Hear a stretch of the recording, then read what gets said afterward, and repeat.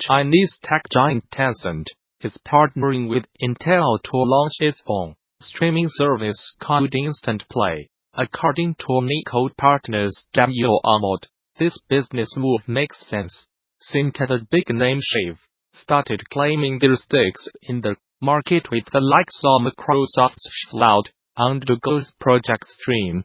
In addition, Tencent CEO Mo Hu-Tan suggested the company would increase its investment in cloud gaming last, after sharing the impact PC and mobile games had on its fourth quarter results from March 2018. The new service also seems to work similar to Cloud and Project Stream, and will be able to work on both PC and smartphones. Tencent and Intel were discussing their plans for the tech and cloud games in general during a session at DD 2019 as well. Gamasutra and DD are sibling organizations under parent company Informa. Machine learning is changing the way we make games. Any 2019 game developers CONUG agree NCE is the place to be if you are looking to better understand how machine learning techniques can be applied across different disciplines to help you build great games. The first thing you should look at is the DD 2019 machine learning tutorial, a special day-long deep dive into the state of machine learning in game development, and what sorts of tricks and techniques are being used by the best in the business. In his machine learning tutorial talk on beating wall hacks using deep learning with limited resources, for example, any XONKO array Bastion SQL will show you how Nextnkarima has developed a real-time automated wall hack detection system using convolutional neural networks with a small dataset and a single pool. By using class activation maps, the network finds suspicious areas within a screenshot that improves the credibility of the model's performance and makes debugging datasets much more efficient. Model interpretability plays a crucial role in incorporating deep learning with the existing abuser control policies. As a result, the system now detects abusers in real time and reduces manual inspection labor significantly.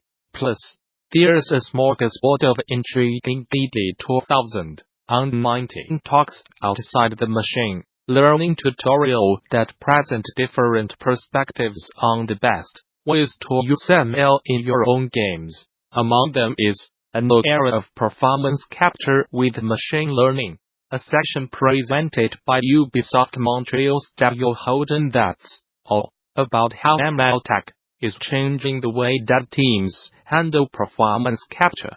In his talk, Holden will dig into the details of several new performance capture technologies developed at Ubisoft LawForge, including a neural network used to automatically clean motion capture data, an end-to-end solution for capture of facial animation from video, and a machine learning solution which can generate visual animation from raw audio.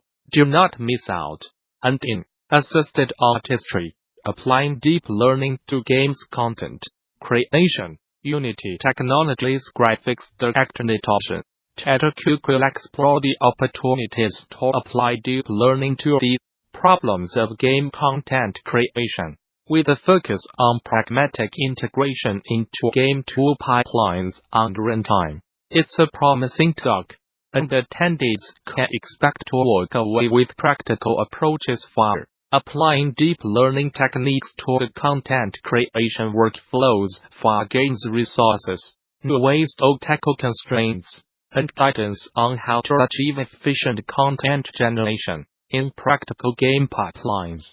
Building abusive chat detection systems with deep learning is another promising DD 2019 talk you will want to see if you are at all curious about this stuff.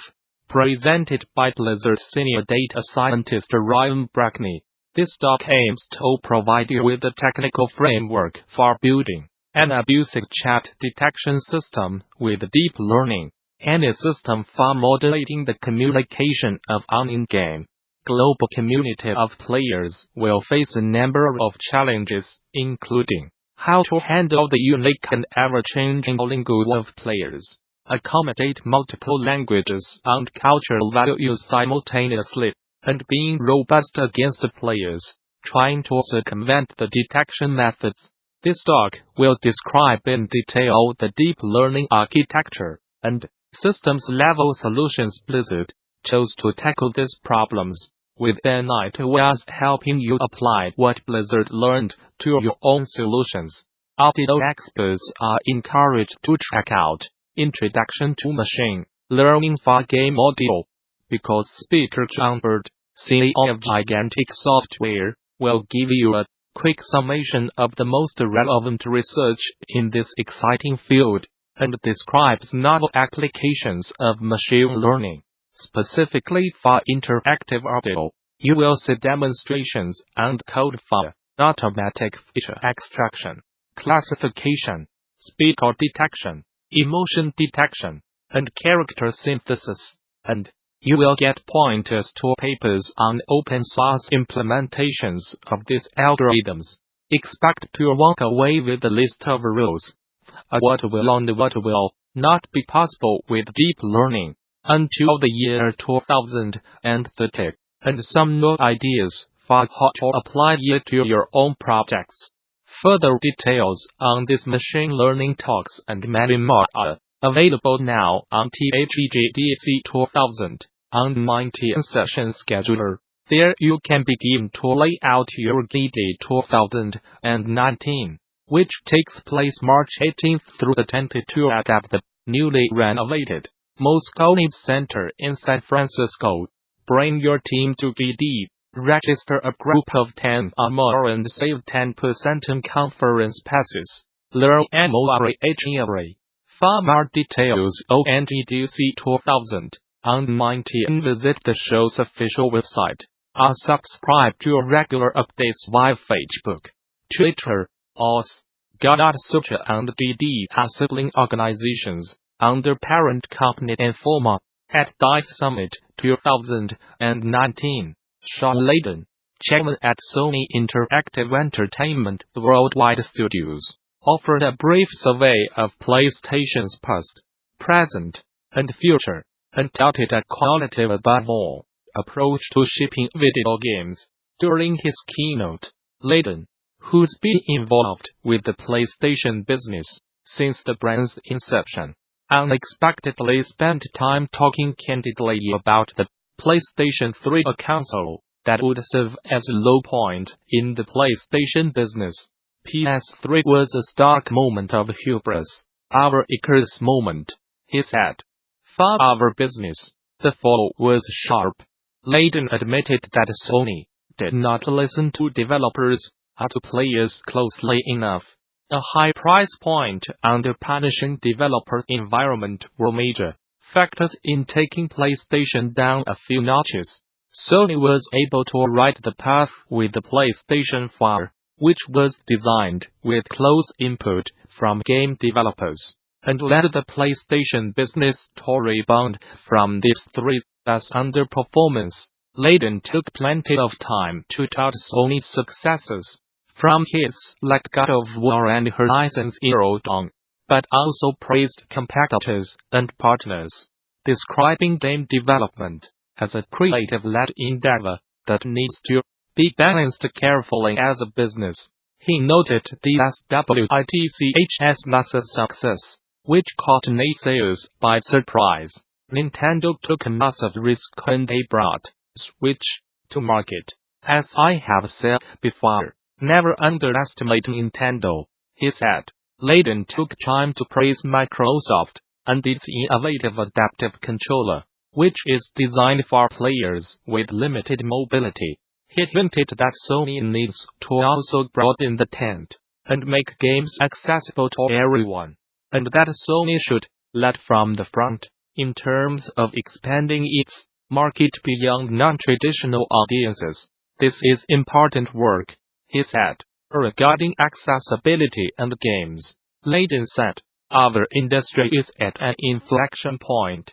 Gamers do not grow out of gaming anymore. We do not see games as childish things that need to be put away.